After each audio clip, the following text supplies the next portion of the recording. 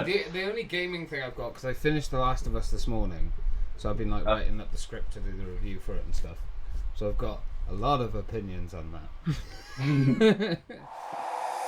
Take me away from. Well, hello and welcome to episode 10 of the Mind Over Madness podcast. As always, I'm joined with Sean.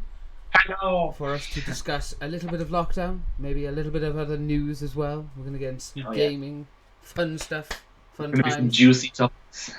And then we'll go over whatever films and stuff that maybe we have possibly or not watched this week. I've watched any. Comes to taking a backseat. And then we'll just kind of go into some random stuff like we did last week and see how that goes. Yes. It should all be pretty exciting. Yeah. I can only imagine how well this is going to go. I can't believe this is our 10th one though. It's like a little anniversary event. 10 episodes. 10 weeks. 10 weeks. Big shout out to anyone who's actually stuck with us for 10 weeks. Yeah, fair dues. If you've stuck around for 10 weeks, how? Teach me your ways. How do you listen to my voice? It's the worst. But yeah, no. It's going to be cool. It's going to be a good one. So, shall we start with Lockdown. So basically, pubs in England can reopen on 4th of July. Yay! we can go get pissed.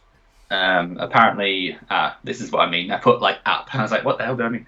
Apparently, you have to like book on an app to get in, like whether you're going in for drinks or for food. You've got to order your drinks from this app on like various. I mean, not all of the pubs do this, but some of them do.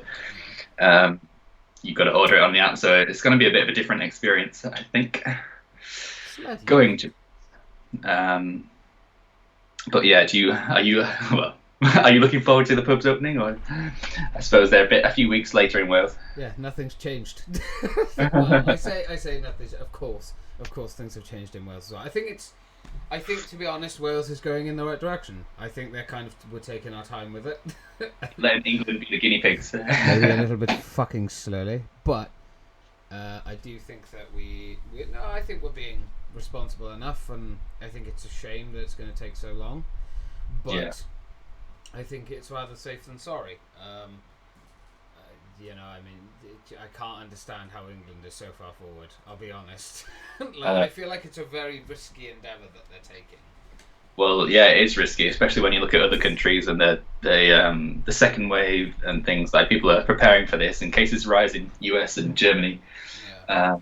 So, I mean, that's when you like lift the lockdown too soon. People will start getting a bit too liberal, and like more cases start turning up. So we don't want a second wave. It wouldn't be ideal anyway. I know something that does lead into this was our good old friend Boris making his statements, as he always does, for people taking too many liberties with the lockdown,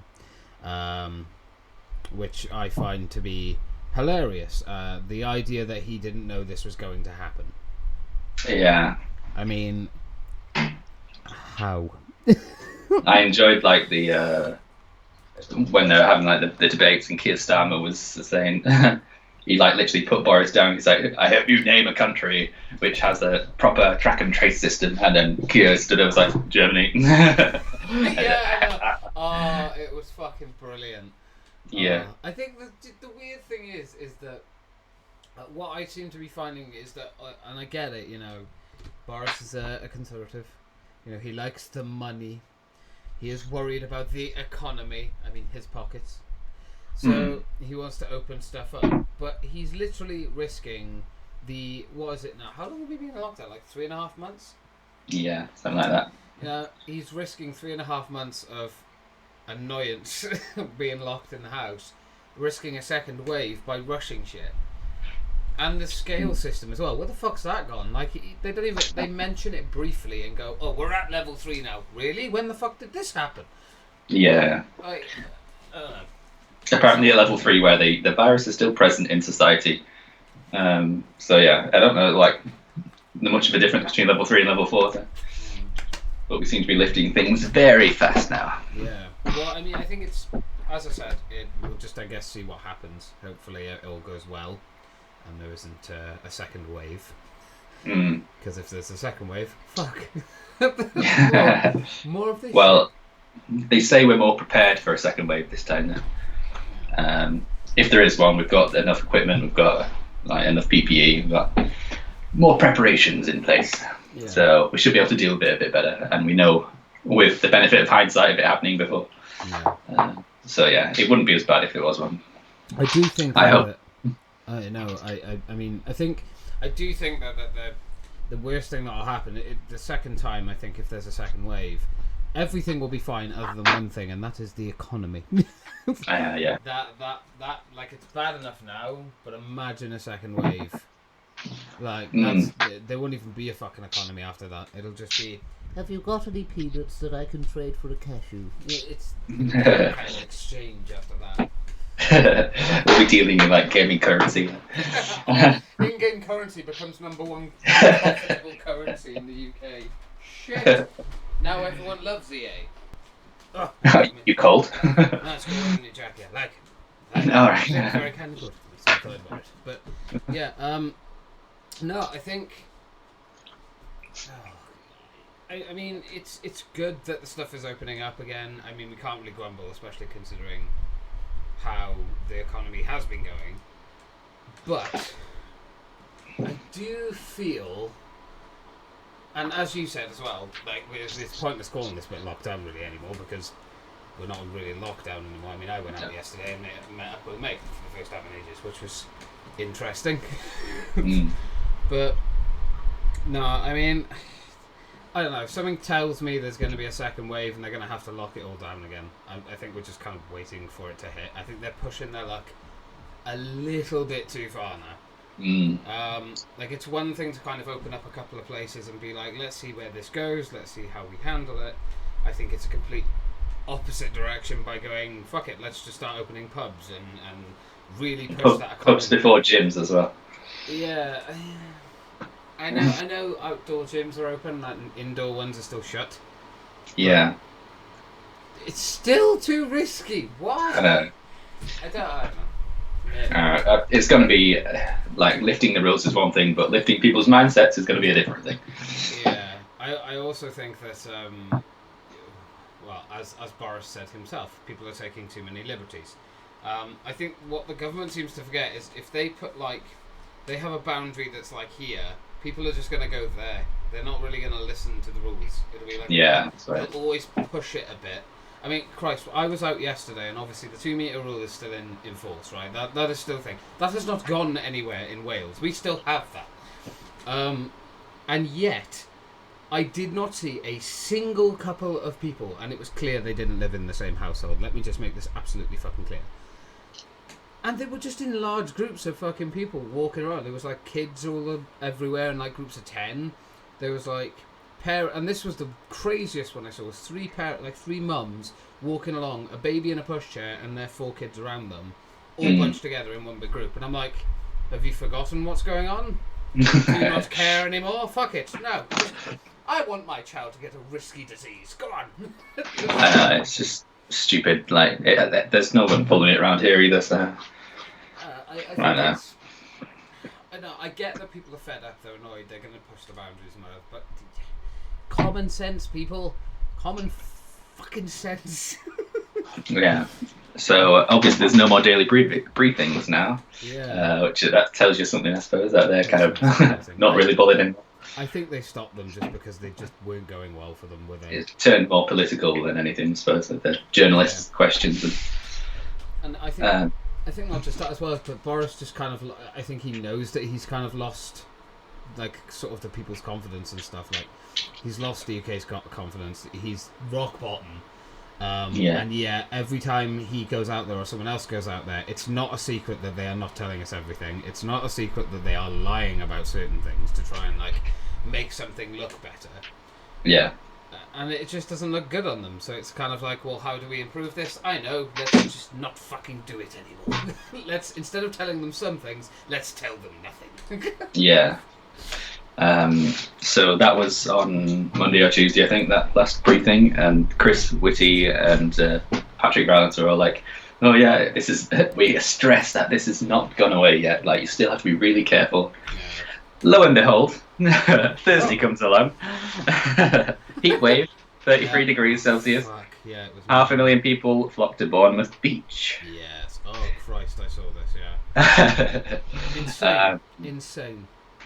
I mean, it's kind of hard to tell from the pictures, but I mean, that one, I suppose, yeah, they're not really social distancing there. It's too busy. It's like impossible. And, yeah, that forced like Chris Whitty to do a tweet or something like that. Like, no, people shouldn't be doing this. Like, we just warned you against this, but yeah. It's so it baffles me that the government go, well, I did put a tweet out, and did you know, being someone that isn't on social media anymore. If you don't class YouTube, I'm very aware there's going to be some snidey little arsehole in the comments. There's like, YouTube's fucking social media. Piss off. I'm very aware. But I'm not on like Facebook. I've never been on Twitter. But what about like the millions of people that aren't on social media that aren't going to see these messages? And you're like, well, I told the people. I told them. And it's like, well, how the... I don't get you. I don't understand. Do you think my 88-year-old grandmother is on Twitter going, oh, I wonder what he said today? Yeah. No! Like, it's so annoying that Twitter has become the place where President Trump does all the announcements and all this. It's all highly political.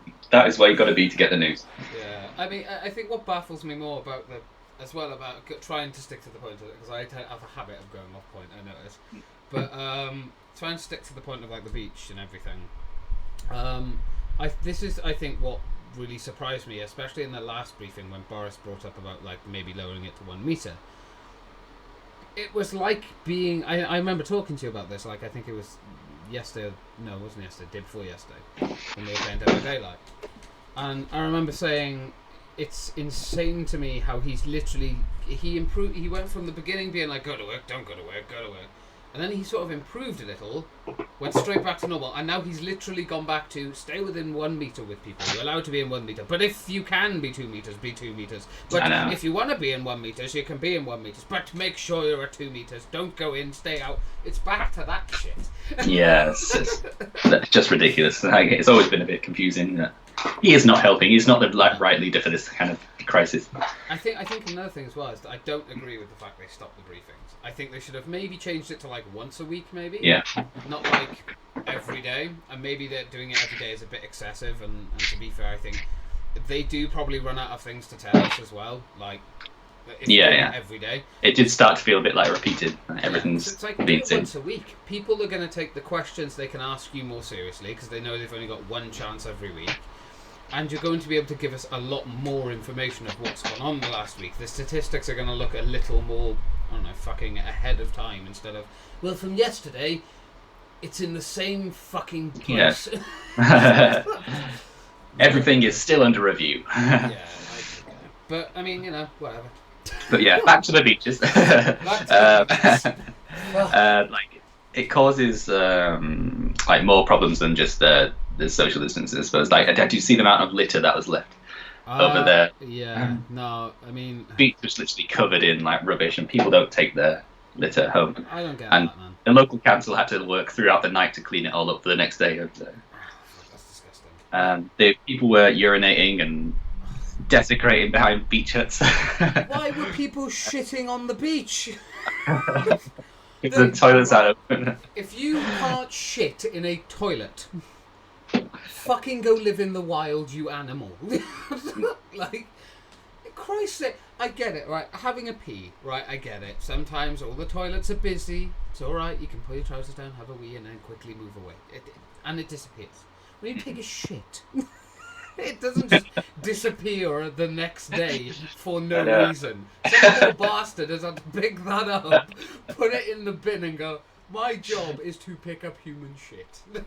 Yeah. Like, I mean, and as for like leaving litter, I don't know about you, but I've never gone to a place where I've left litter. Like, no, me neither. I mean, when you were a kid and stuff, I mean, everyone, let's face it, when we were all kids, we fucking dropped litter or sweet packets or a can or something if we had one. Like, we've all fucking done it. But then when you like get older, you kind of should be keeping an eye on your children if you're at a beach infested with hundreds of people. Especially when you go to a normally beautiful place like a beach, which you go there for seeing golden sand and like the sea as far as you can see. not litter everywhere. So if you want to keep enjoying them beauty spots, then don't harm them. I mean, why in the first place? That's what I don't get. And again, it comes to that thing of like people just. I think people now, because the lockdowns we lived through so much, just don't care, or they don't think the virus is a thing anymore. Because fuck the amount of conspiracies that think this is fake. Sail off into an island and live on your own in isolation if you believe that shit. Yes. You'd be better off. So yeah, that's kind of segued back into the news section. I don't know if you had anything else on lockdown.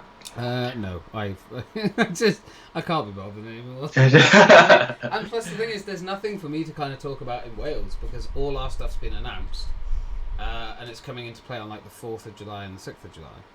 So like shops opening and things like that. So I have literally got nothing to talk about right now in Wales. It's all boring. It's all like a step behind England. Yeah.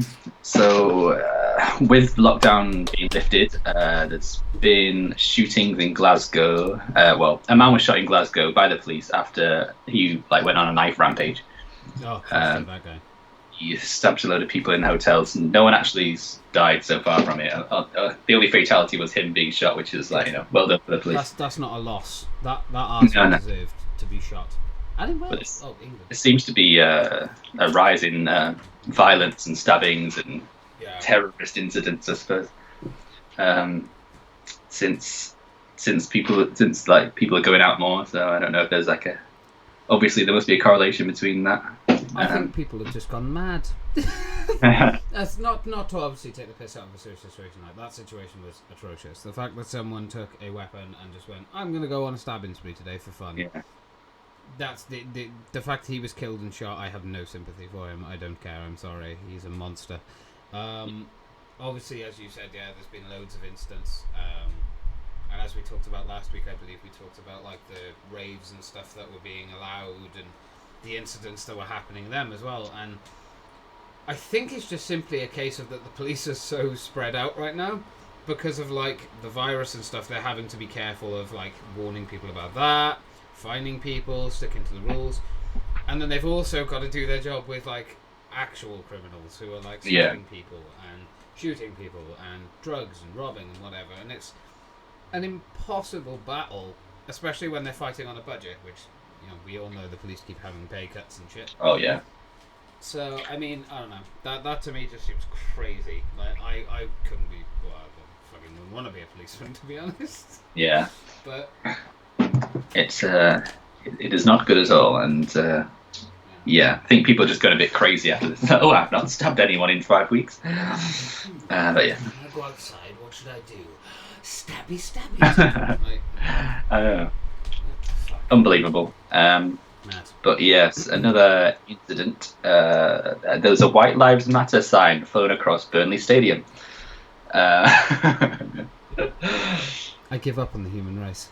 I really whilst all the players were taking a knee.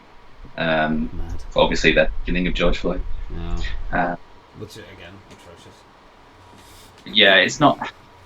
This whole argument is: should they be prosecuted for doing something like that, or is that a breach of freedom of speech? I mean, it is. I mean, I'm a very big advocate for freedom of speech. They have the right to say what they want, even if they are cunts. Do you know what the argument will be?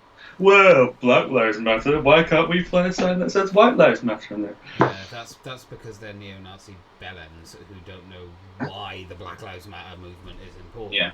And I think I've not seen, and this is what surprises me about that kind of stuff, right? Because this obviously is not the only incident where people have been like, but every life matters.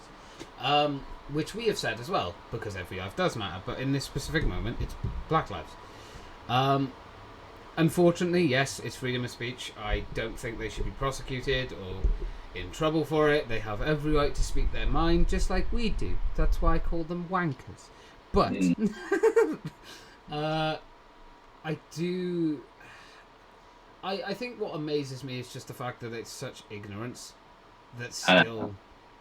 Clearly, this event was highly planned. They knew exactly. Apparently, dozens of people planned it, and they knew when to fly it over, how big of an impact it would be. A plane, it's always going to get noticed.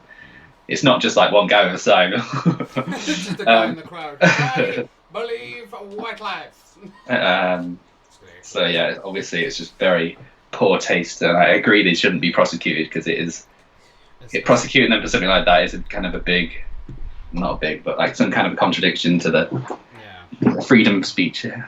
And yeah, as long as they're not actively purging the opposite side, then I don't know. I think it's different, isn't it? It's like if they're just expressing an opinion, it's their fucking opinion.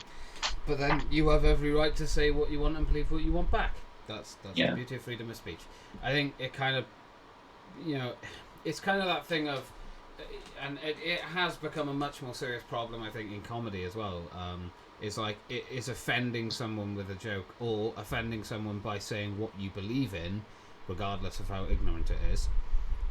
Is that technically grounds for a criminal record? Not really. It shouldn't be. It's your opinion.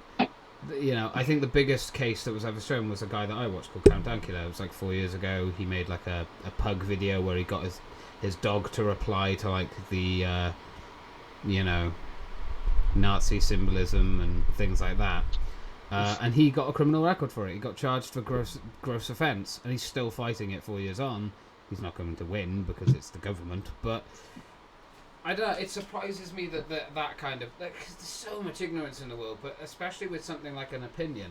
If that guy wants to be a toxic fuck and put above White Lives Matter when people are trying to prove a point with the Black Lives Matter movement, unfortunately, he has every right to do so. I don't think it's right, and the guy shouldn't be... Very poor taste. Yeah, he shouldn't be doing it, but no one can stop him because it's freedom of speech.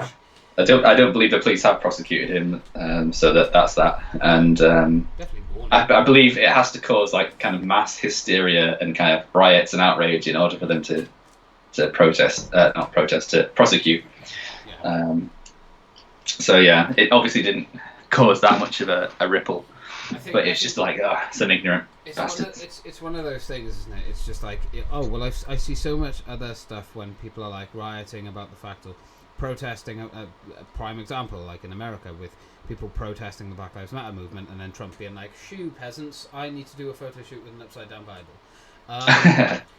I think people kind of look at that and go, "Well, before I go and hide in my bunker." Yeah, exactly. It's like people look at that and kind of go, "Well, if the higher up powers," it's the same in the UK. It's happened many times. Protesters have been pushed apart when they're peaceful protesting, but when someone does something ignorant like that, like flying that kind of banner, people are like, well, why are you having a go at us when we're peaceful protesting about something that is quite serious? And then you have this dickhead.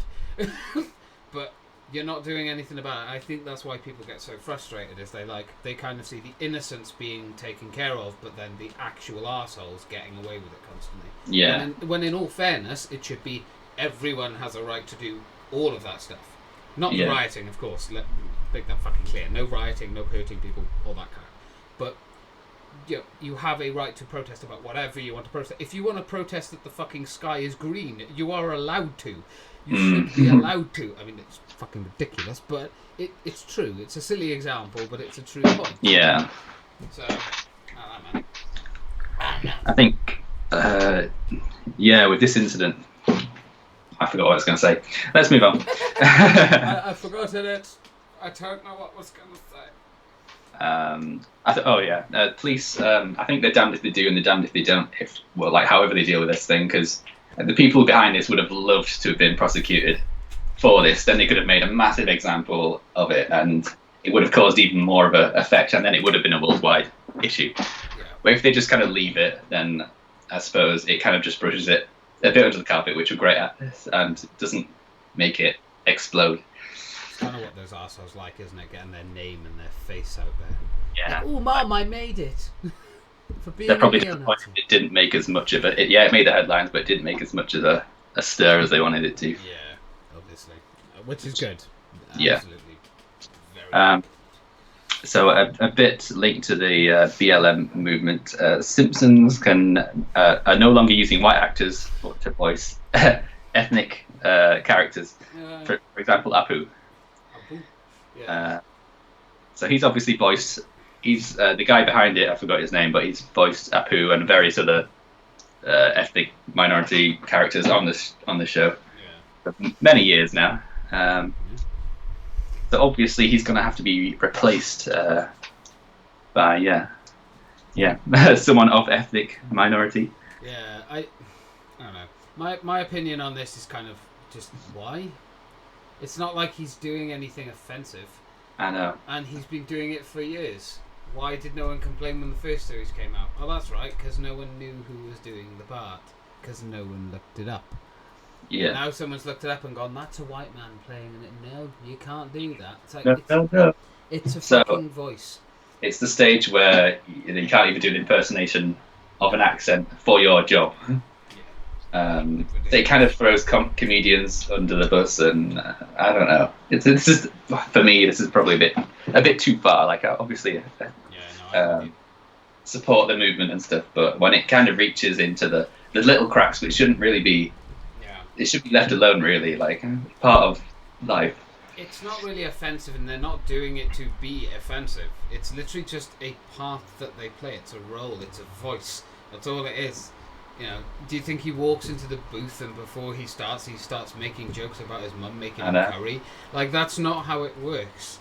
You know, it's he goes in, gets the lines, does them, leaves. Like, yeah. What is so hard to understand about that? And what's so wrong about it? I don't know. If it's going to get to this stage, then it's going to go even further. And anyone who gets offended by anything is going to. That's the thing. Anyway, not worth thinking about. Yeah. There's too much there. Okay, so if there's anything else you'd like to add, there's one more topic that I want to add, a juicy one. Go on. Okay, so dozens of female Twitch streamers have launched their own kind of Me Too campaign, which is the foundation is well founded. It's against one of the Twitch streamers called Say No to Rage. I think he goes by. He's basically been accused of like inappropriately touching some of them and like coercing them, trying to get them to have threesomes or something like that. But yeah, so obviously that is mostly about him, but I think there's a lot of kind of more streamers kind of jumping on the bandwagons, I suppose. Yeah, I think that's a big thing. I mean, women in media have been subject to harassment for a long time. You look at the Weinstein scandal and stuff like that. Yeah. So yeah, I do sympathise with a lot of women in that position, and sexual kind of harassment should not be happening at all, really. But and especially physical contact like that. But when it comes to them kind of insulting their audiences and kind of accusing them of kind of sexist remarks and stuff like that, it's always going to happen. It's kind of like the thing that you've got to kind of take with the job. Yeah. I suppose I need to say it's horrible, but I mean it's kind of what you have to take. Oh yeah, I think it's tricky because the thing is with YouTube and Twitch now, it's no longer just like a smaller social media kind of sort of small scale celebrity anymore. It's become its own kind of entity. Especially with Twitch, I would say. YouTube, obviously, let's face it, there's stuff like PewDiePie, Jacksepticeye, Markiplier, all the big ones. But with Twitch, especially with women, obviously there's slang terms like Twitch thought and simps and stuff like that, and fuck knows what it means. I just kind of do my own thing. But I do get it. Like it's a workplace environment. It's a very sort of, I guess you would call high end. Especially when you've got a lot of followers and stuff, making a lot of money. Yeah, these are the kind of Twitch streamers that if they stream themselves to taking a shit, they get 3 million views. Yeah, exactly. And exactly. Lifetime achievement awards for the owner. Yeah, exactly. And I think it's inevitable. I think that as horrible and as disgusting as it is, it's inevitable. You can't avoid it unless it's reported straight away. And this is the same thing we see time and time again: is people don't call these people out straight away because in these industries, it's like who you know, not what you know. If you know someone who's high up and who works with people at Twitch, you're going to want to befriend them fucking regardless of the horrible shit they've done, because they could get you the stardom and the money and the fame. And you'll benefit from. Yeah, and a lot of people don't want to turn and go, well, I'm not going to work with you because you did this or whatever, and then they're like, I never, and then it goes further and further. And then when they get big enough, then it's like, oh, all right, I can support myself now. So Yeah, exactly. now I will reveal all the shit that's happened. And I think the biggest issue about it is when that happens and people only start revealing things after a limited amount of time. I think people start doubting it because they're like, well, why didn't you come out with this before? And it's like people forget that there's a situation that this person was probably in. But yeah, no, I'm not surprised by it. It sounds disgusting and horrible, but I mean, you know, it's part of the industry. It's disgusting, it's shameful, and it shouldn't be part of the industry at all. It shouldn't be fucking anywhere close to getting anywhere near people like that. But it does, and that's because people don't get reported often enough. Yeah, I mean, on the other hand of that, it's also a business for some of these streamers. I mean, obviously there's the booby streamers that are not representative of all female streamers, but they're a very small percentage of them. But they thrive off that kind of attention, you know. Yeah. And that's how they make their money, you know. Donate £5 and I do a dance. Stuff like that. It's basically like softcore porn. I've been doing wrong all these years. I know. Donate, I'll shake my ass. But yeah, it's like they've got tiers, like, you know, oh, I'll say your name seductively. But yeah, it's so stupid. And that booby streamers, like, what's your opinion on those? I mean, each to their own, honestly. I mean, right, here's the thing. I don't have a personal problem with it, mainly because hustlers are going to hustle, right? However you're going to make your cash, your dollar, you make it however you want to make it. Just don't bitch and complain when you have people point out what you're doing.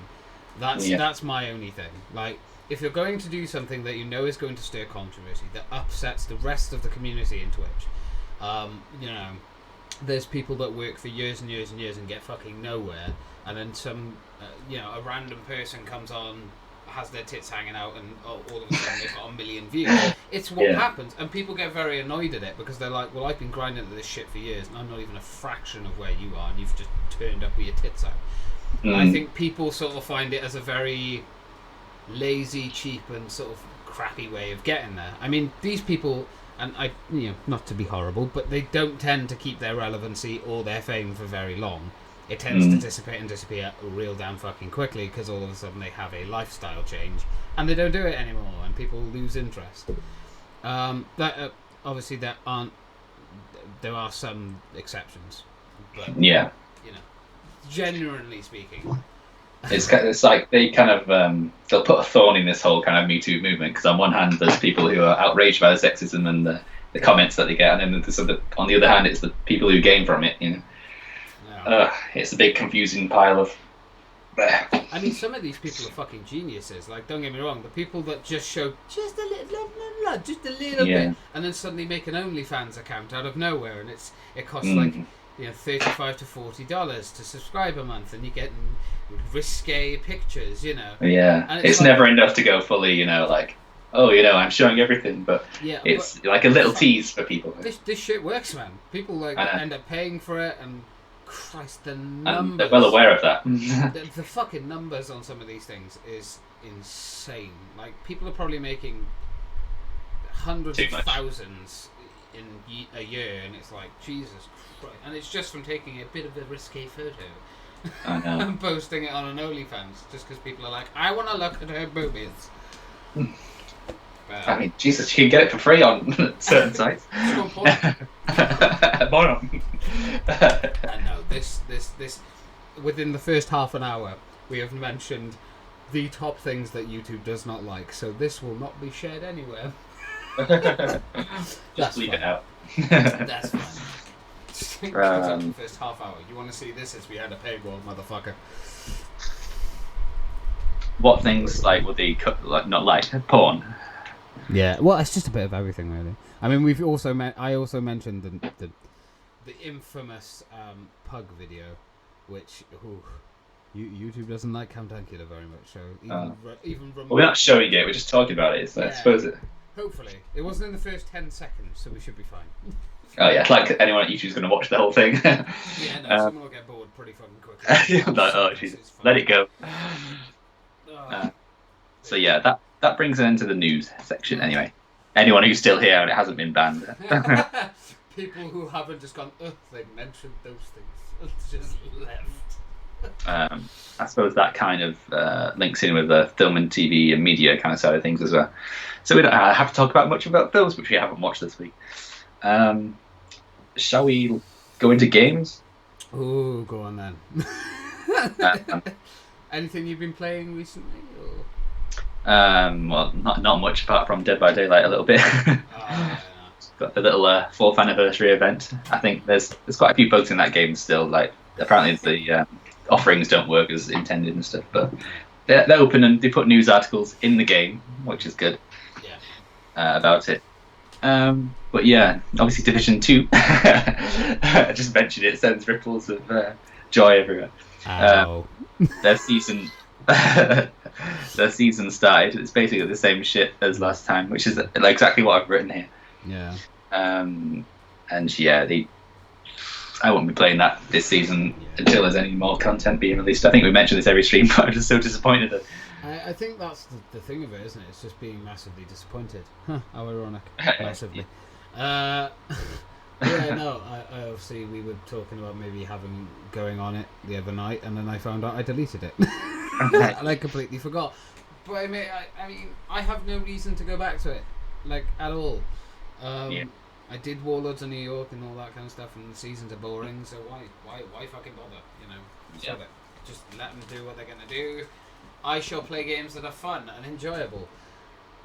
Although I haven't done that for the last week. Oh, Jesus. But yeah. So obviously this is about Last of Us 2, right? Right, I can't give the game that much shit. No, I have... Let's talk about the good things first. I finished that game, right? I finished it, I've done the campaign. It took me 22 hours and 43 minutes to finish the entire thing. And that was basically looking in as many places as I could. I searched everywhere in that game because I really wanted to take my time with it. And the only faults, that I have is the story and how they structured it. There was so much potential for that story. I think and by the way, I would have already put a thing on screen, but spoilers. There's no way for me to talk about this game without them. But there's going to be a warning on the screen. It would have already We've given you a week. I'll put timers in the stamp, so the moment we stop talking about it and the moment we begin talking about it, the other way around. Everything will be fun. Just be aware, spoilers. So Joel dying, like, that's fine. Do you know what? I was actually okay with that because I already called that shit before the game came out. 4 years ago, I said they're going to kill Joel. They have no choice. That's like one of the biggest things they have to do. But how they did it is fucking stupid, and I don't understand why. The way I look at it is, instead of killing Joel in that first part, why wasn't Tommy killed?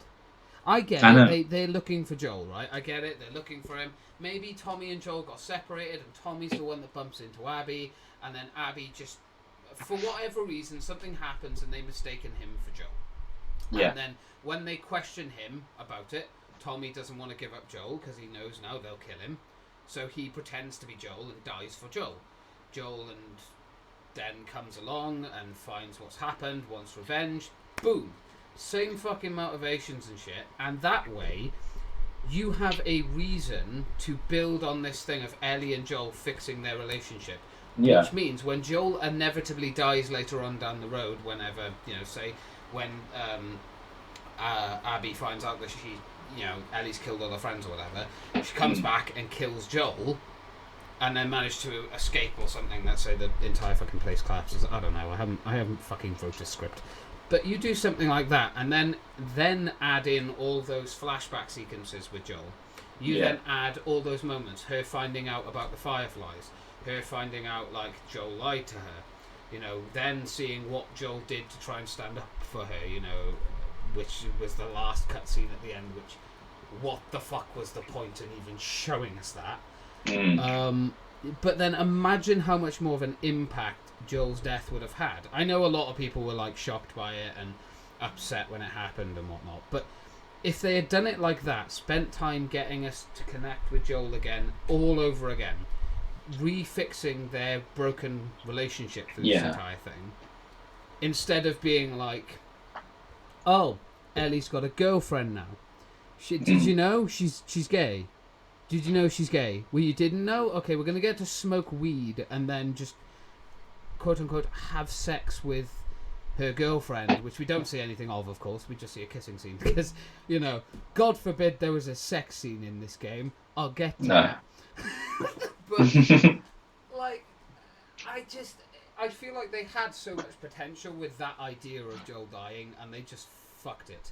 Yeah, they probably did it the worst possible way. Like, Yeah. of course, everyone kind of expected Joel to die, and he deserved to die. Like, eventually, he did some terrible things. Like, and you know, and that's understandable when you finish the game. But at the start of the game, you don't actually know the motivations behind it, really. Yeah. By the way, I actually like the game. But it's just the story that I have a huge fucking issue with. Yeah. Because there's so many things, again, like I said, that they could have done so much differently. Touching on the Abby thing, I don't know if you've heard about PewDiePie's reaction to it when he found out there was 10 hours. By the way, there's 12 hours of playing Abby. Fuck me. I have never played a game that I felt was more drawn out and more fucking utterly pointless so often. Because with Abby, you're essentially just playing on what just before, you know, she finds out what Ellie has done. So it's like slightly behind. And there's just so many moments where you're just like, this could have been cut out. This didn't need to be there. These cutscenes could have gone. Yeah. I mean, again, they're trying to kind of force you to like her when you don't really want to. This is the thing that I don't get. Why not have had that entire section of Abby and stuff sort of just sprinkled in with Ellie? I know people might have been a bit funny about it, but at least then you're not forcing people to play a full 10 hours as a character they fucking despise. Yeah. I feel like maybe it could have been a minor improvement to have the Abby section first and then the Ellie section, because then you get the motivations behind it. Exactly. And you kind of sympathise a little bit more. And this is the problem, see. There was no sympathy for Abby at all. Because you hated her to start with. The first thing she did was kill Joel. For us, in our mind, no reasoning. I'm sure there were people out there that guessed they were Fireflies. Boom, like that. Straight from the start and went, they're Fireflies, they're there for Joel. I'm absolutely positive people guessed that. But it is not told to you that her father was the doctor that was killed until about a good... halfway. Not even halfway over. It's like... the moment you start playing as Abby, it's about 12 hours, and it's about the 14-hour mark that you find out what happened, and you're like, well, by this point, I don't care. I've spent 12 hours chasing her as Ellie. Yeah, and all of her friends are already dead at this point, which you're gonna like. Exactly, and then they start trying to build this fucking weird relationship between her and Owen, and then there's this really weird fucking sex scene that they just fucking threw in there. Why? Yeah. This is the truth. I've never sat in front of a game and gone, what? This is ridiculous. And like genuinely sat there in awe at the fact that they had the gall and the bollocks to do this. Yeah. And I'm like, don't get me wrong. It's not just about looks, but can we just talk about how Abby looks for a second? I heard someone describe her as a roided up mongoloid. I'm going to try to refrain from using mean things, but she is ugly as fuck. That's not me being... I'm not trying to be horrible, but I'm not being funny. Look at her. There is no woman on this planet that has tits that are square. I'm sorry, but there isn't. There is nothing likable about her either. Like, not even in the slightest. One of your main problems with Abby, her tits are square. No, it's just, I guess, the realism of it. And another problem with the game is the timeline. They go, well, this was 2 years ago. This was 4 years ago. I'm not being funny. Abby 4 years ago looks about 10 years fucking younger. Do they not know how time works? Like, I know. What the fuck happened at Naughty Dog?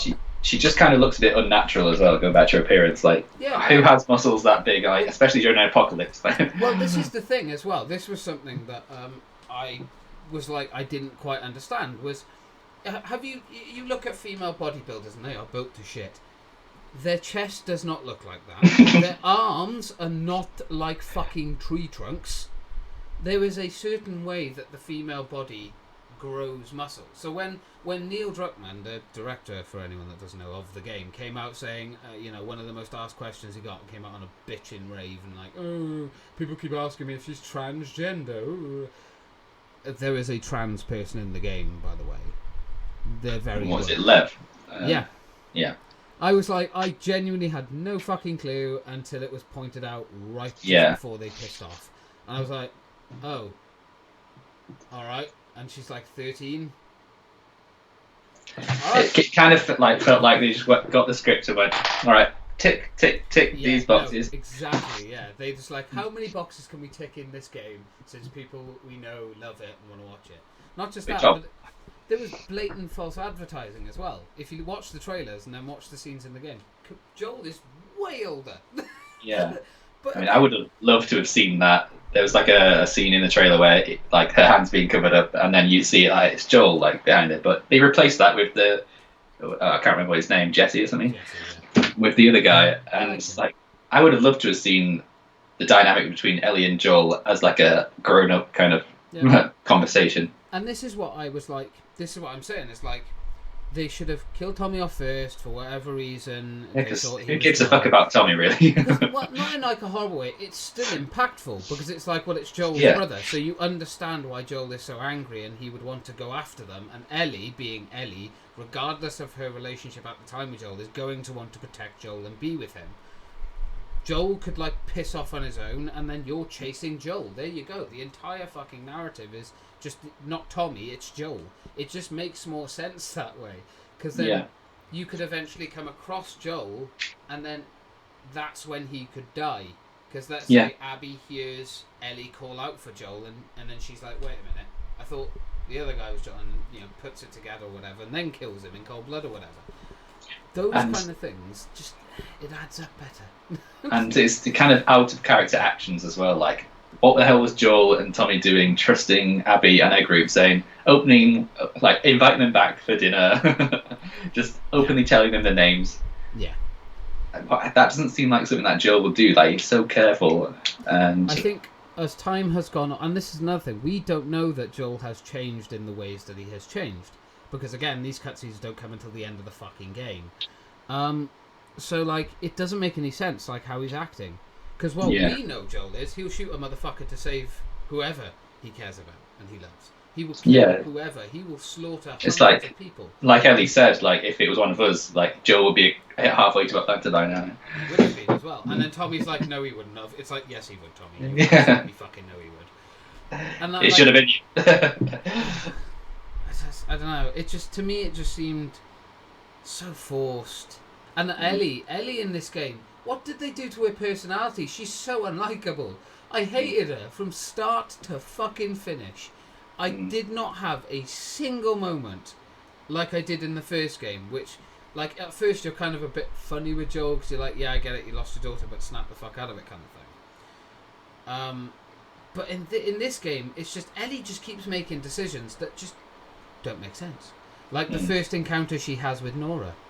When she's got her pin, she's got the gun on her, and she lets Nora get into her head, and then she gets all pissed off. And instead of just like shooting her in the kneecap or the leg or something, no, she goes to go hit her in the face, so she gets a pan to the face.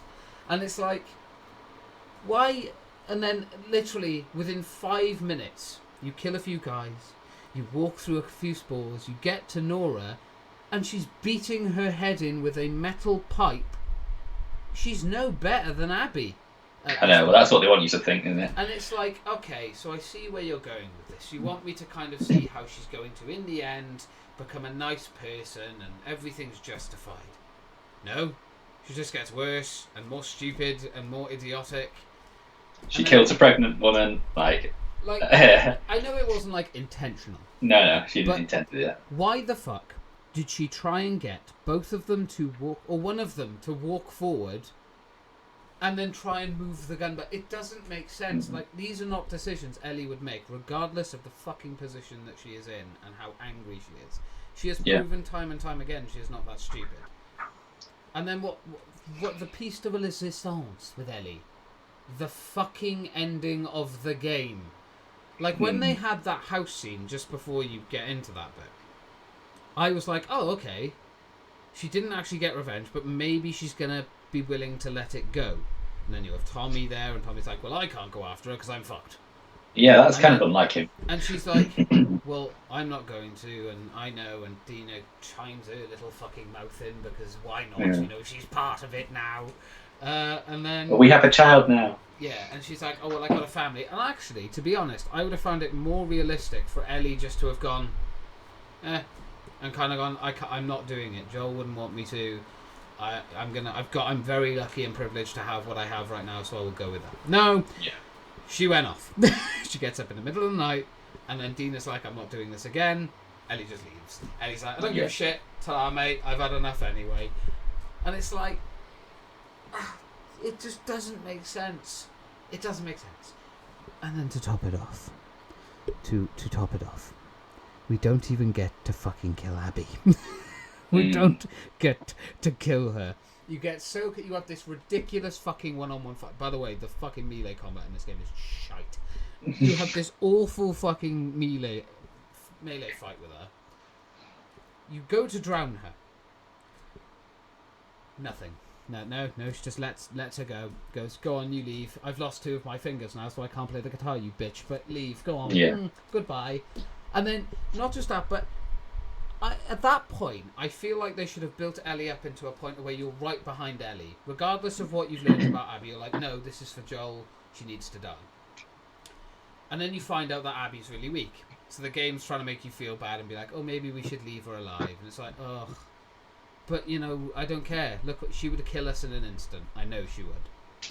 And then you get to the boat. They have their little discussion. I'm not fighting you. Oh, now Abby's the morally righteous one. Okay, whatever. And then Ellie puts a knife to the kid's throat and says, we are fighting. I don't want her to win now. I want to go back to punching her in the face as Abby. Yeah. And I'm like, it's so flip-flopped. And like, when you have to fight Ellie, that sucks ass. Why would I want to do that? Why would I want to knock her the fuck out and kill her? She breaks her arm. I don't want to do this. It's just like really kind of pushing the boundaries of like modern media and entertainment, I suppose. It's like they're trying to force you to have 2 separate protagonists that you care about equally. Yeah. And it's just like there's a reason why most films and games only have 1 protagonist, because you're supposed to connect with one of them.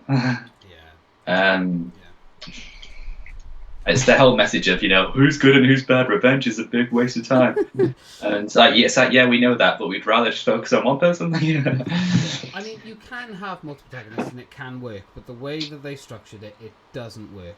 You forced us to play as the character that killed the only character we gave a shit about. Why on earth would we want to do that? I can't tell you the amount of times I made her jump off a cliff. I can't.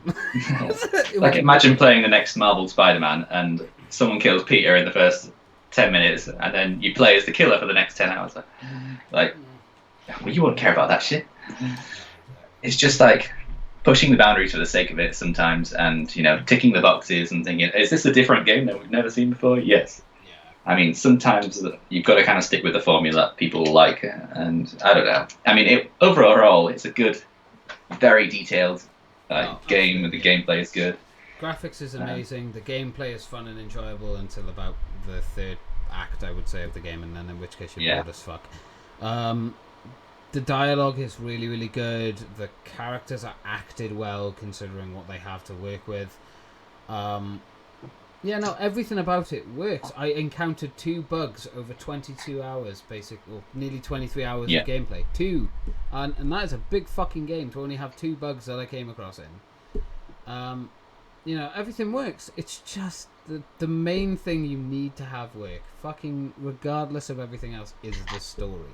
I know, because the story, you can kind of forget about all the other things and get immersed in the story, but if that's flawed, then... I was actually, up until the ending, I had hope. And then that fucking ending where she just puts the guitar down, walks out and walks home. Oh, I'm assuming that's basically what she's doing, is walking home. I forgot to plug my fucking charger in. I don't know, man. To me, it just seemed very waste of time kind of thing, you know? Yeah, she was kind of wasting her time at the end. It's like they could have resolved that issue earlier in the game and made us think about this whole revenge is pointless thing earlier on, rather than having a wasted journey, nearly get killed, leave her child, well, not her child, but the child as a single orphan kind of thing. And it just seems like, also I was kind of a bit disturbed the fact that Ellie really, it was kind of Joel kind of had a loving relationship with Ellie, kind of as a father-daughter kind of thing. Yeah. But Ellie didn't really feel the same way about Joel, really.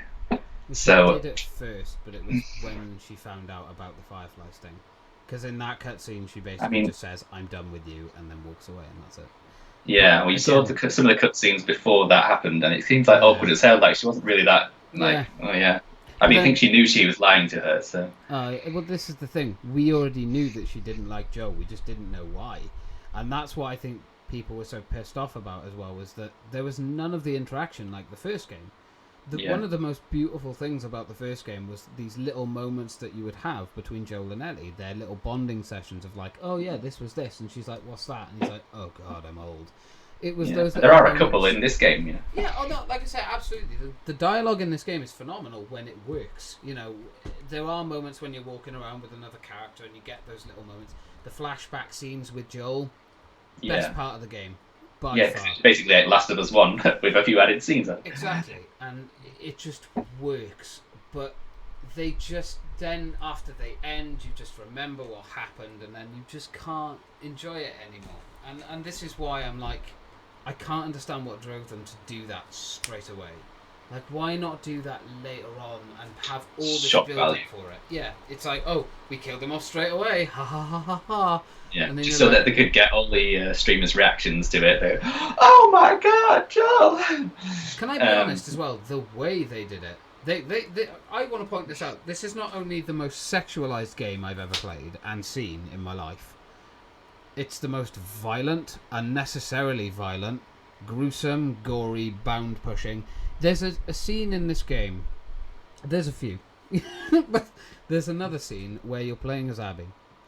And this kid, who is no older than 13, gets held down by two fully grown men and has her arm beaten in with a hammer.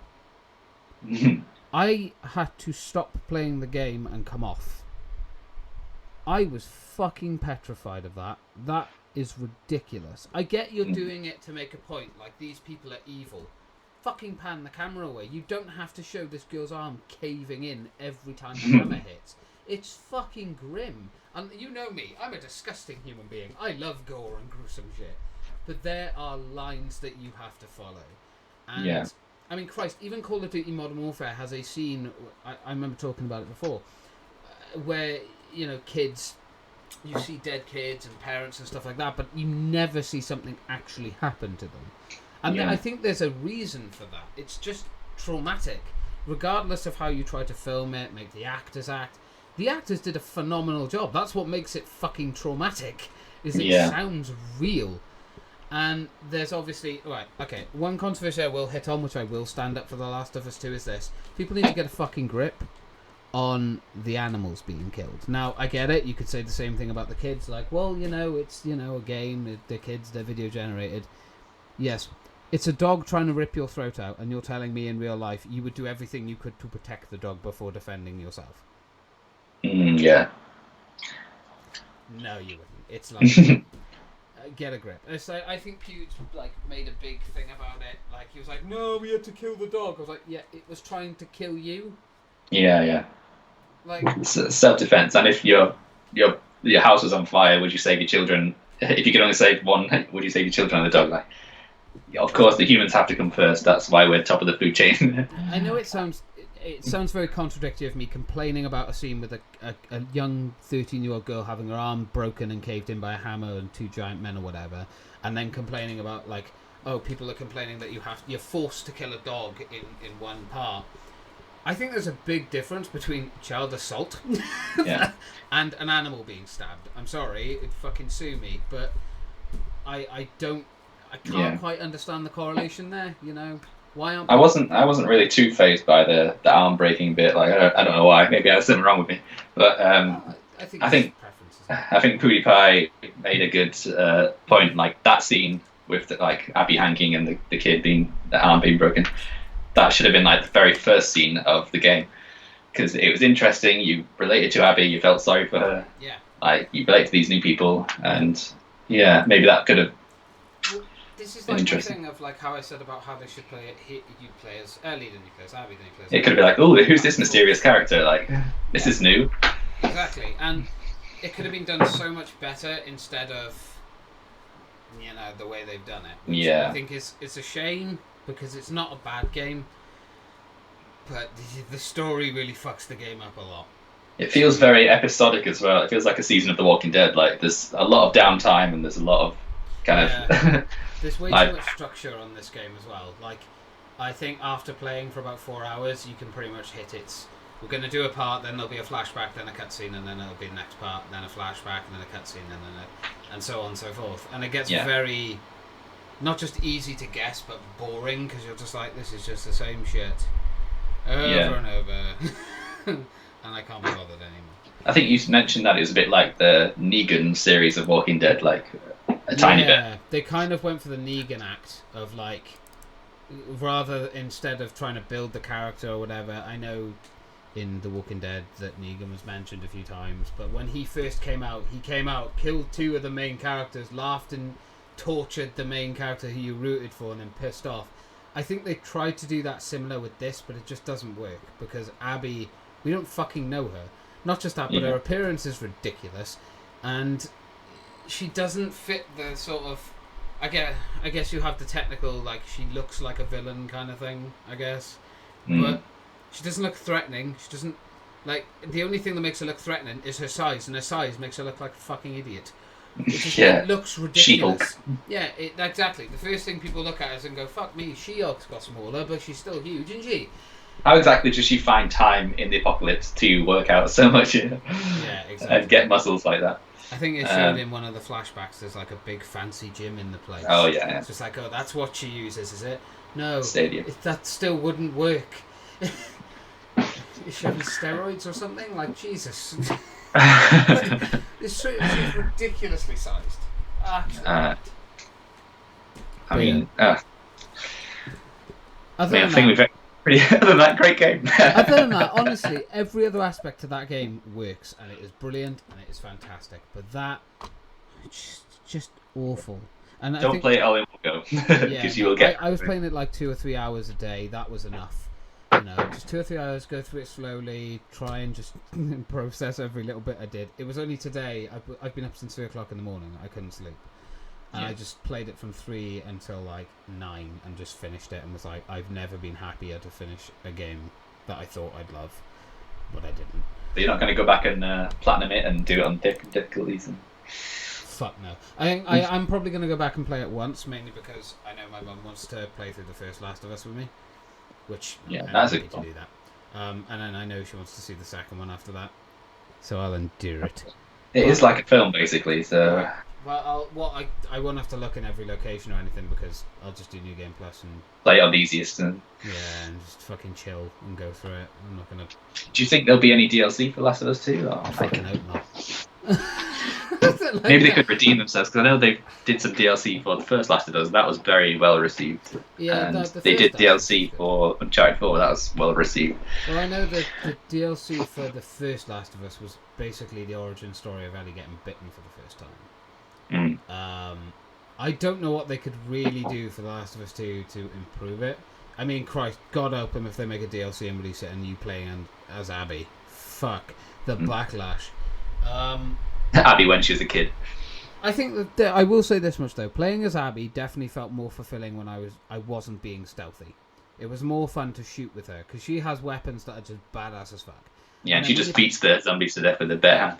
Just that she has like a one-shot hand cannon. She has a flamethrower eventually. You just have all these powerful weapons, and as Ellie, you're left with, let's not beat around the bush, pretty shit weapons. So having a full-on firefight and stuff just doesn't work for her. She is much more fun to do with stealth. So 2 different play styles definitely with them, but Yeah, no, I think if they did release DLC to it, I mean, what kind of DLC do you think they should release? If they did a DLC, let's hypothesize, because it ain't going to happen. It's not popular enough, but it might make enough money, and that's all they care about is money. So I don't know. I'd like to see oh God knows, they could really kind of bring back some fans with DLC. I know that. If they made a good proper story of things that people wanted, but I don't know if we see more of Ellie as a kid. Like maybe they've done that to death.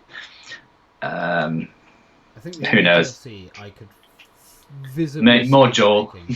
I think the only DLC I could see them making realistically, and it's sad to say, but it's the only one they could really make that would make sense, I guess, is playing as Abby and seeing her journey from the Fireflies to the other group. Yeah. Or was there a specific time period from when Ellie kind of said, "I want to forgive Joel," like a try, and then Joel dying? Like maybe some time between that. The night before he got taken. So they can't even do like a DLC between there where they like have some adventures together. If you remember, that was the night that basically Joel told that ignorant ass to piss off, because he's an older guy, so of course he's ignorant to homosexuality and whatever. Not true, by the way. Most old people I know are fine with it. They just don't have the same level of wokeness. We're woke. But no, I think it was because in the beginning of the game, Jesse talks about it, doesn't he? He's like, "Oh, you kissed Dina last night." Joel kicked off and apparently decked the guy. He didn't deck. He pushed him. What? He pushed him. It was like Jesse talk because it's part of the gameplay when you're walking along. Jesse kind of explains to you what went on that night, and you're learning all this. And this is right in the beginning, so nothing's happened. And then obviously in the end you actually get to see what happened, with Dina dancing with Ellie, having a kiss, and then the guy being like, "There's children around, you fuck nugget." So, yeah. Or I won't actually use the word because it is actually a disgusting word, but it's what's said. They're trying to cover a load of controversial issues as well. There's a lot. There's a reason I'm doing an entire video on The Last of Us 2. And it's going to be about an hour long. It's fucking ridiculous, but I want to talk about the game a lot, and I'm not going to. There's a lot of stuff. Yeah, I'm not going to bog this down anymore with it because I think we've been talking about this for well over half hour. Yeah. So It's one of those games. I don't want to bore you guys with it. Yeah, I wasn't planning on talking about it today, but I mean, I think it's a good one. Yeah, I finished. Juicy one. Might be a good one to. Oh, I will leave it off on this though. Do you think? In your opinion, regardless if they do or don't, do you think they should make a third one? No. A DLC, yes, but not a third one. Oh, so you'd be okay with a DLC because it's shorter. Like maybe just a few, like 5 or 6 hour story. Something along the lines of Lost Legacy or Left Behind. But yeah, not another one. I can't think we can deal with another one. I mean, some people would argue that this one was a bit unnecessary. Yeah. I mean, and it kind of insulted the characters of the first one. But. Yeah, a lot of people said that the first one kind of had a nice finish. It was kind of up to your own imagination, kind of what happens and what is good and what is bad. And again, I think that's the problem. Naughty Dog sort of shot themselves in the foot. The first one was nothing like, and no other company has made anything like that ever before. No. And they shot themselves in the foot by trying to outdo it.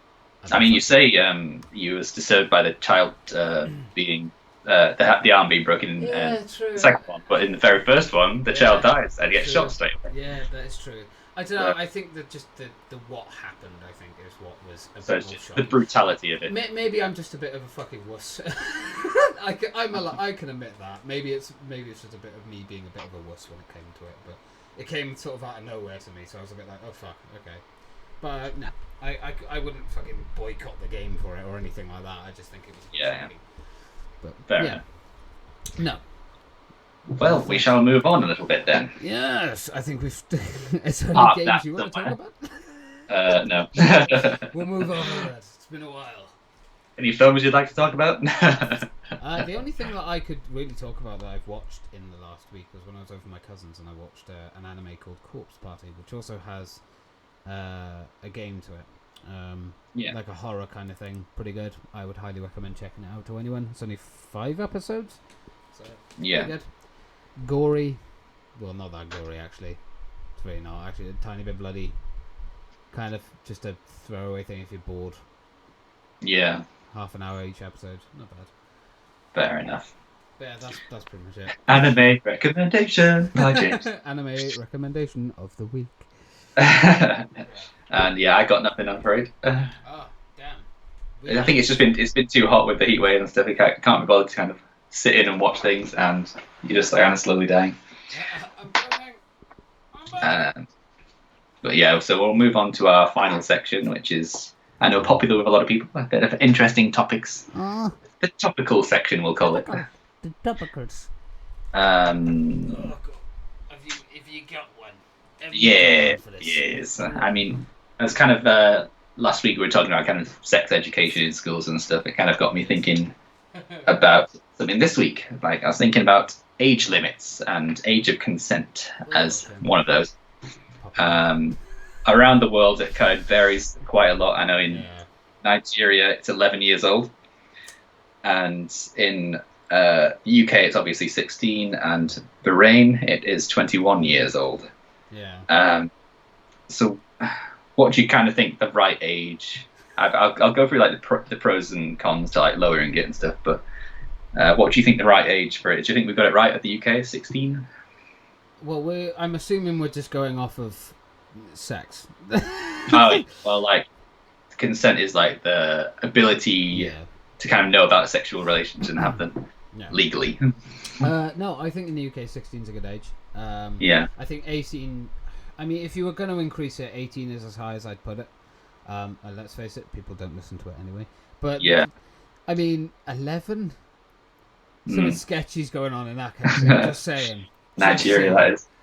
Fucking bit weird. Not gonna lie, but I suppose like it would kind of link in with the ability to get married. So can you imagine like a 30-year-old marrying an 11-year-old? That happens though. I'm fairly certain. I mean, I know maybe it's part of their culture. I don't know. If it's part of their culture, it's still wrong.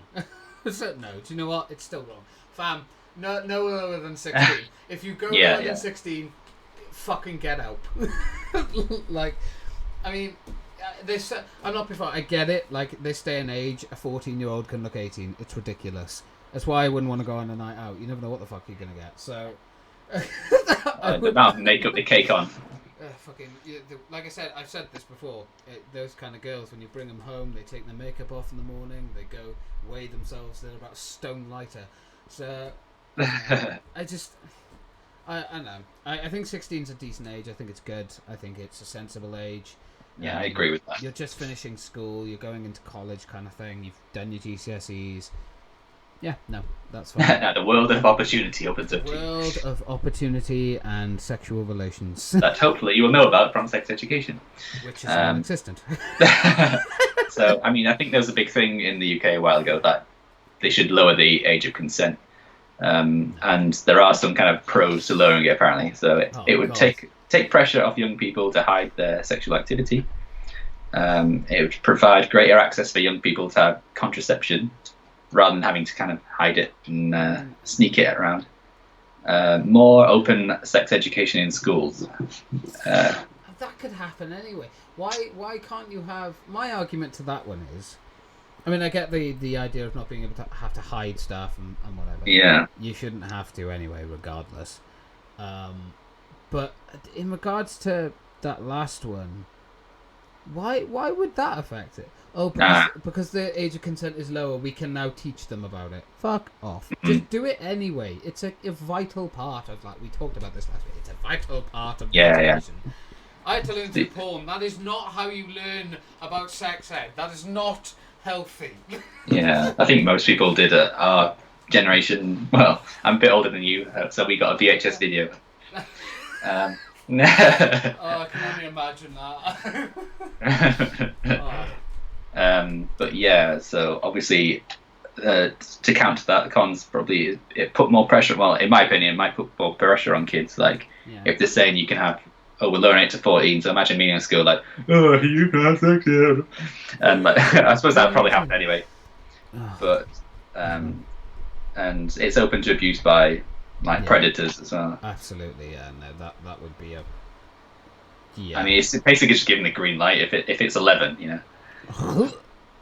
No, I can't even, man. Like, opening up a world. Even just thinking about that is just fucking foul. Like, even the possible thought. I can't even. No. No. 16 is just about right. I don't know if it's just... Again, it could be a culture difference thing, maybe because we've grown up in the UK and we're used to the sort of 16 age limit, and that's what we've known all our life. Maybe that's why. I cannot be the only fucker that thinks that 11 is just too young. I don't care if that is too young. That is disgusting. It's not okay. So yeah, I kind of get the point of access to contraception, like kids not being embarrassed to kind of go to the GPs and get an ass. But I suppose they could probably get it anyway. I don't really know the logistics around it. I've never had to go when I was 40. The company Just Ask gives them to you for free, and it doesn't matter if you're 14, you can still have them. Yeah. Like, that's actually a thing, but no one knows about it because they're not taught. Yeah, so it's like sexual health clinics, so you can just go and get free condoms and whatever. But yeah, so I think 16 is a good age, and 11 is too young, so you're not the only one with that. 21's a bit pushing it, you know. I think they're all doing it anyway by then. Yeah. So there's no point kind of suppressing it till then, because it's going to happen anyway. So. Yeah, I mean, it comes under kind of your own beliefs, doesn't it, and what you think is. I mean, some countries only have it after marriage, like so. Which is, yeah, but then that can be counterintuitive in itself, can't it? I mean, I'm not going to go into detail with that one, but imagine marrying someone then. Oh, you're not very good. I can't even.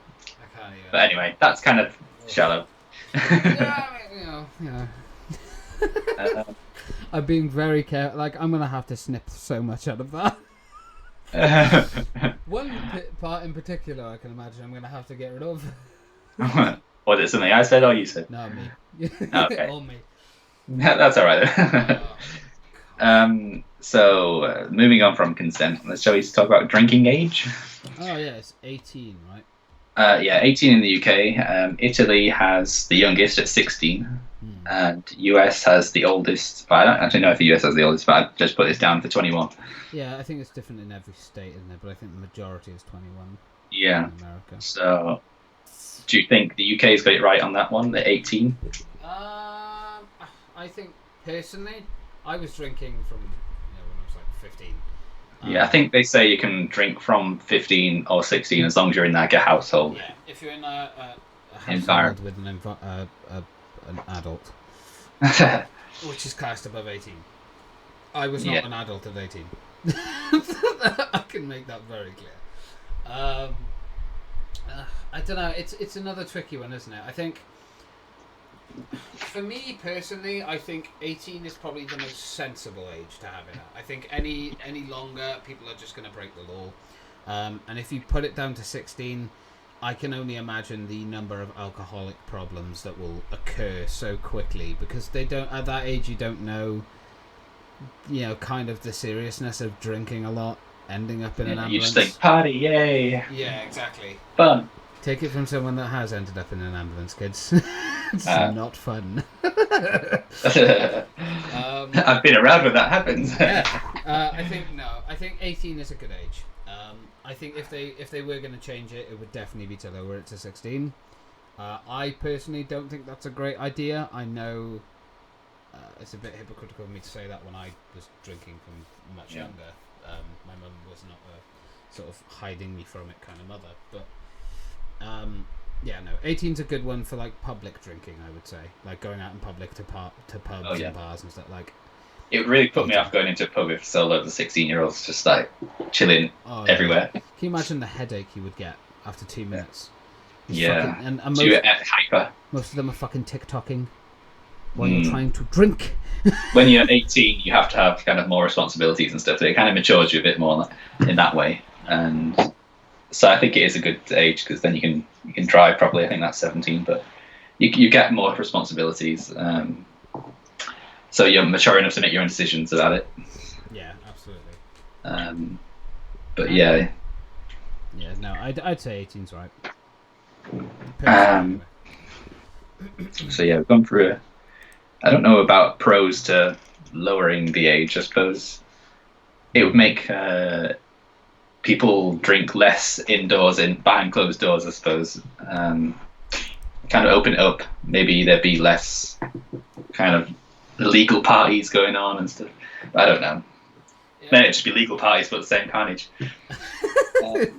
Legal parties with the same carnage. Yeah. So good. Yeah, 18's fine for me. It's like that works. So I keep yawning. I'm fucking exhausted. But yeah. Yeah, did you have any topics to discuss? I've got my little list here. Oh. Yes, I've got my little list. Let's have a look. So we did some health stuff. Right, this is an interesting one. Where's it gone? There we go. People should be legally required to get vaccines. It's not actually a legal thing, apparently. Oh yeah, so like... It's kind of your take, because you've also got the anti-vaxxers who are, I like to call, the fucking idiots. Oh, the people who are kind of like a bit hippie-ish, live off the land. Oh, more so. If I give my child a vaccine, he'll have autism. No, that's not how it works. I think as children should be required to have all the vaccines. Like, the parents should be not forced, but should allow their children to have all the vaccines before 18. Yeah. Because like there's a lot of kind of horrible diseases out there that can really affect kids. That's why we have this science. I mean, we're trying to protect the people and human life. Yeah. So yeah, I mean, to take that option away from them is a bit like it's betraying them a bit. Yeah. So yeah, when they get to 18, they can make their own minds up about that. I mean, yeah. Yeah. I think it should be required. Be mandatory. Absolutely. I think the fact that there are some people out there that just outright refuse to give their kids vaccines, that's cruel. I mean, that is borderline child abuse. I won't say it, but it's ridiculous. Yeah. Oh, no, that's the I can hear the YouTube lawyers coming down. Oh, I can already see this video being deleted. Yeah, no, I think it's ridiculous, man. The vaccine should be... I get that they are an optional thing, but for the sake of your health and your child's health, it should be a mandatory legal thing. Just simply because it's there to help you. It's there to make you better. It's not there to hurt you. It's there to make your body stronger. So why not? That's how we're advanced civilization. Like, take advantage of the technology that we have these days, the science. Absolutely. In the olden days, people used to die all the time from these vaccines that are easily vaccinated against, these diseases that are vaccinated against these days. So many illnesses that can't hurt us anymore because of these vaccines, and you're like, nah, I'm alright. Yeah. I'll take the risk. Right, the next topic, and this is an interesting one because we're going to have to go a little bit back in our past, Sean, to relate to this, but homework. Should it be banned, or at least set to like a certain age until you can have homework? I don't. What do you think about that? Casting my mind, but I never did homework anyway. so I'll be honest, I didn't do homework. I should have. That's why I did it in my break times. But no, I should have been doing my homework, but I'm a kid and I didn't like homework and I didn't like school. Personally, I don't think it should be outright banned. I think it is a useful tool to learn about the real world in the sense of like, you are going to sometimes bring work home, depending on what you work as. I think it's a good life thing to learn. I don't think it's I don't think it should be banned, but I don't think it should be mandatory either. I think if you get homework, it's optional. I know, like, you'd have like stuff it'd be taken home, be like, oh, if you don't bring this in, you have to do it in lunch or whatever. You miss your lunch. Well, that's what we had in school anyway, or whatever. No, I don't think that should have been the thing. I think it should be a completely optional thing that's there. All the stuff I should be learning should be in the classroom. And the fact that, teachers hand out homework to like 10-year-olds and expect them to do it.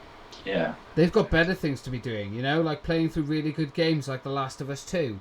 They don't want to be playing doing their fucking homework. Hey, The Last of Us 2 is an 18, right? I hope. Yeah, because that stops parents, that'll be another one to talk about. That's going to be a good one. But yeah, no, I think with homework, it shouldn't be banned. Absolutely not. I think that would be a bit fucking over the top. But I do think there should be like an age limit on realistically when do you think kids are actually going to do their homework? Because let's face it, not most kids don't. Yeah. Let's be real here, you know. I agree with that. I mean, I suppose there's a lot of pressure on kids these days. I mean, the school days are getting longer. The stresses are getting longer. They've got all the social media influences and the bloody there's a lot of pressures, I suppose, and having homework for every single subject, like an hour each, when they get to high school or secondary school, it's kind of a bit like, let them have a bit of space, you know. Yeah. Definitely. So yeah, there should be homework. There should be a limit on it though, and there should be an age limit as well. Like, I mean, primary school, maybe in the higher years, maybe just a little bit, you know. But 10-year-olds getting homework, I don't think that's not reasonable. Yeah, no, I think any lower, any let kids younger, be kids a little bit. Exactly, I think maybe in your last year of like comprehensive school, like year 11, unless you're going into like sixth form or something. But in year 11, that should be the only year you get homework. And then in college and stuff, have homework because I mean, you haven't really got a choice at that point. There's a lot of work to do, so. Yeah, I mean, I believe there's so many different subjects now, and I think you could choose like 10, 13 subjects in secondary school. Yeah. And if you're getting like hours worth of homework for each of those, and essays and coursework and exams, that's just a bit too much. Yeah, I find it amazing as well that I had to choose our GCSEs at like the age of 14. I don't know what the fuck I want to do when I'm 14. Twitch streamer. No, I want to be famous. What are you going to do? I want to be a movie streamer. I don't know. Yeah, I'm going to be at 14 years old. That was my dream. I wanted to be a booby. Absolutely, Sean. I remember being 14, standing in front of a mirror and going, I'm going to grow a pair of tits and become famous. Movie streamers weren't a thing back then. It was called Babe Station. I got the tits, I just never got the dream, you know. that just didn't get the following. That was my fail. I never got the actual following. I just got the tits. That's how life works for you then. That is how life works. I wasn't blessed with a great pair myself, so we don't can't go into that kind of business. Shame. Any topics you've got to talk about? Anything you can think of? We could talk about the game ratings if we were talking about age limits. Okay, so with game ratings and stuff, I mean, let's be real here. We weren't born yesterday. We know parents will buy their games for their kids regardless of the age ratings and stuff. What's kind of your take on that and your opinion? Do you think it's ignorance, or do you think it's okay?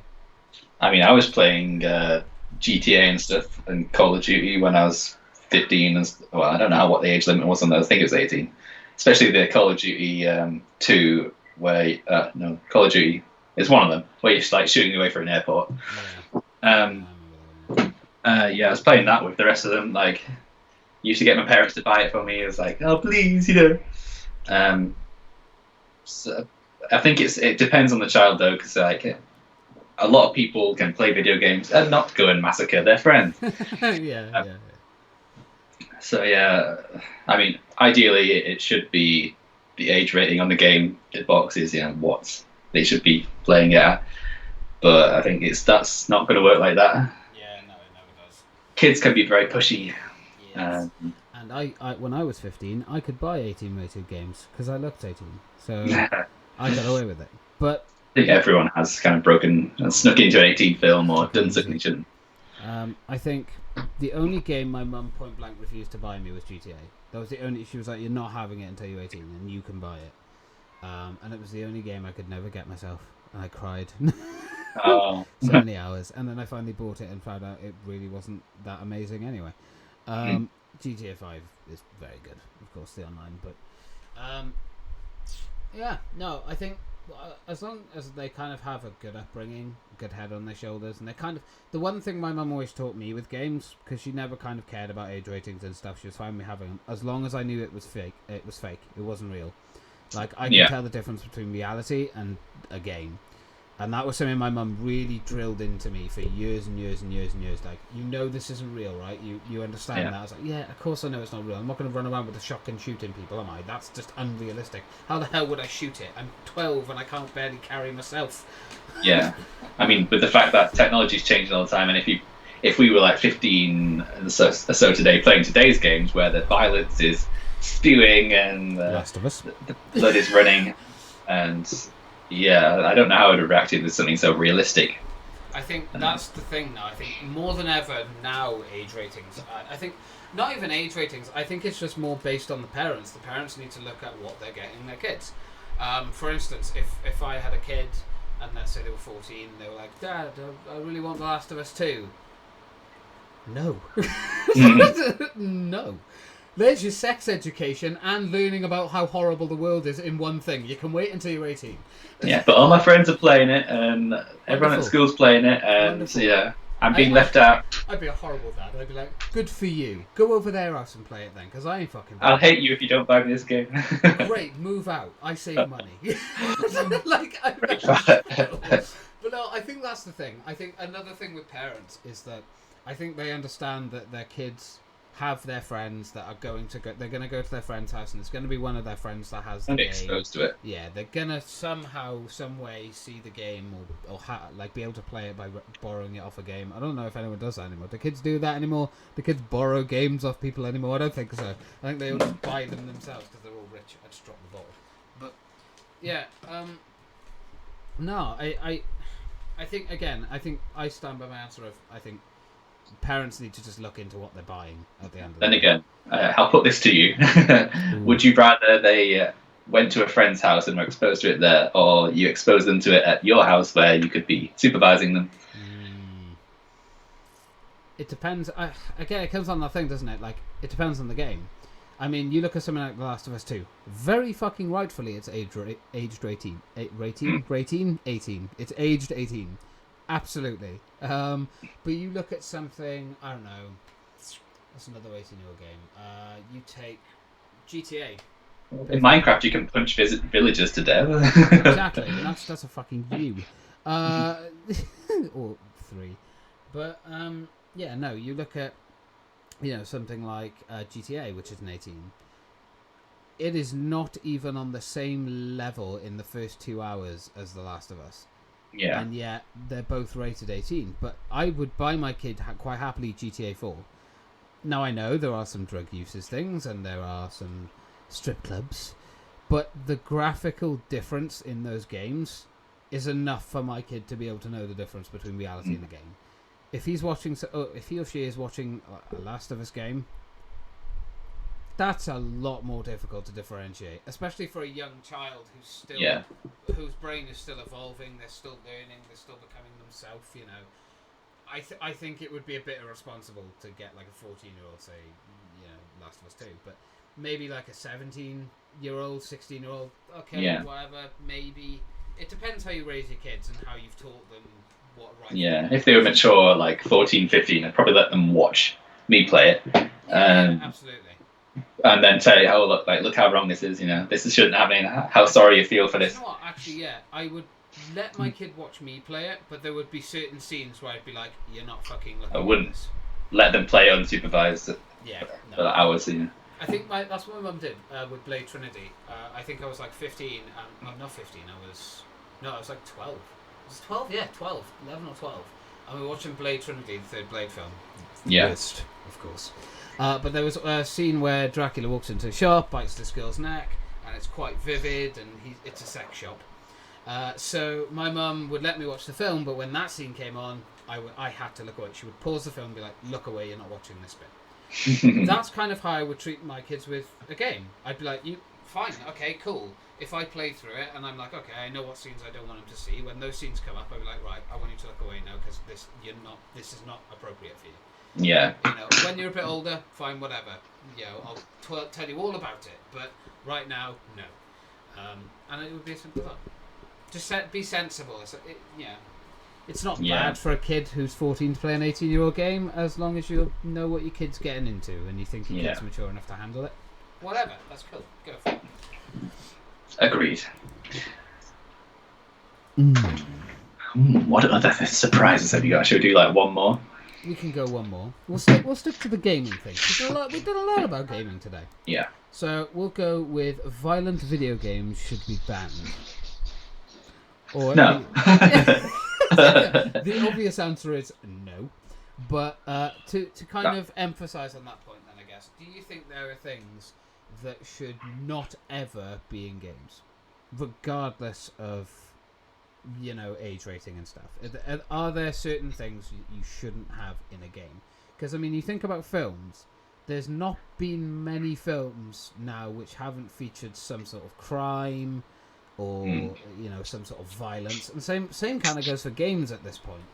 Yeah. So, is there any kind of things that you would say, no, I wouldn't put that in a game, even if it did sort of... I mean, there aren't really many things I'd probably say. Probably anything involving kind of paedophilia or something. That's not right. But as long as it's about the context that it's in the game with, I suppose, because I mean, like elements of that are brought up in like the very first Last of Us, isn't there? Yeah. It's as long as they're not glorifying it or saying you should do this. If they're putting it in there for like a very valid reason to try and emphasize the point of how awful it is, then maybe. But I think a lot of things have already been in games for quite some time now. Like, I don't know what the list is of things that shouldn't be. I mean, graphically, explicitly showing, any kind of sexual crime, I suppose, would be a bit too much. But that's when it becomes a different kind of game. Yeah.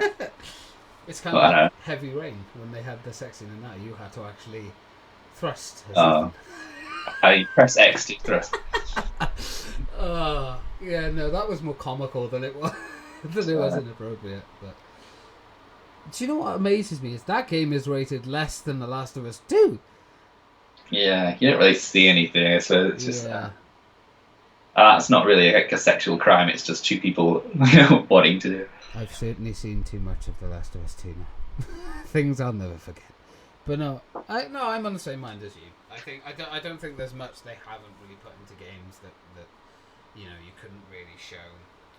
I think anything kind of interactive sexually, shall we say, wise, I think you have to be quite careful with that stuff, because obviously that's when it crosses territory into being like a pornographic game, I guess you would call it. Yeah. And I think the only other thing I can think of, even though I bitched about the 13-year-old in Last of Us 2 getting around beaten in earlier, I think that's, as reluctant as I am to say it, I think it's okay. I just think it's a bit shocking. Maybe there should have been more warnings or something, I don't know, but... it's the context of it, isn't it? Yeah, it's like they're trying to make a point. But I think anything with the word that begins with R... Yeah, that's what I say, sexual crime. yes. Nothing like that. I mean, that's especially with the graphics we have these days. No. But other than that, I think everything's not, pretty much nothing's off limits, I think. I mean, I think pretty much everything has been inferred in games, at least. Yeah. I think as long as it's sensible, it's not just put in there for the sake of it, like kind of, well... I won't go back onto the Last of Us. It's my new game to bitch on now. Even though I like the game, I don't hate it, I still bitch about it. Well, it makes it interesting. If it was fine, then there wouldn't be much to talk about there. Yeah. True. Definitely. But, it's good. So that links into the whole kind of age-rated thing as well. Yeah. I think there's a lot of things that video games are going to be constantly pushing the boundaries on. I think it's nothing that's going to change. As time goes on, they're going to get more violent anyway. Now it's more important than ever to listen to those age ratings and research what is it the content of the game is, and yeah, no, absolutely sensitive subjects. Absolutely. But I think that's everything for this session, isn't it? That's this week. My bladder is bursting. So Sean's got to go pee, but this whole podcast is based around my bladder. Yes. But yeah, thank you to everyone who's watched. If you have enjoyed it, please smash the like button. It's always appreciated. But also, like the Facebook page that shall be down below, and let us know what you like to talk us about. And also English. But in the comments down below, let us know what you thought about the stuff we talked about as well. If you played The Last of Us, what did you think of it? Did you think it was fine, great, amazing, don't buy it, it's a pile of shit? What did you think? Also, let us know what you thought about the topics we discussed in the end, kind of the video game stuff, along with... The risque. The risque. de la poix that we. It will get to a point where we run out of risque things to talk about. Well, maybe. It'll go back to just a chilled.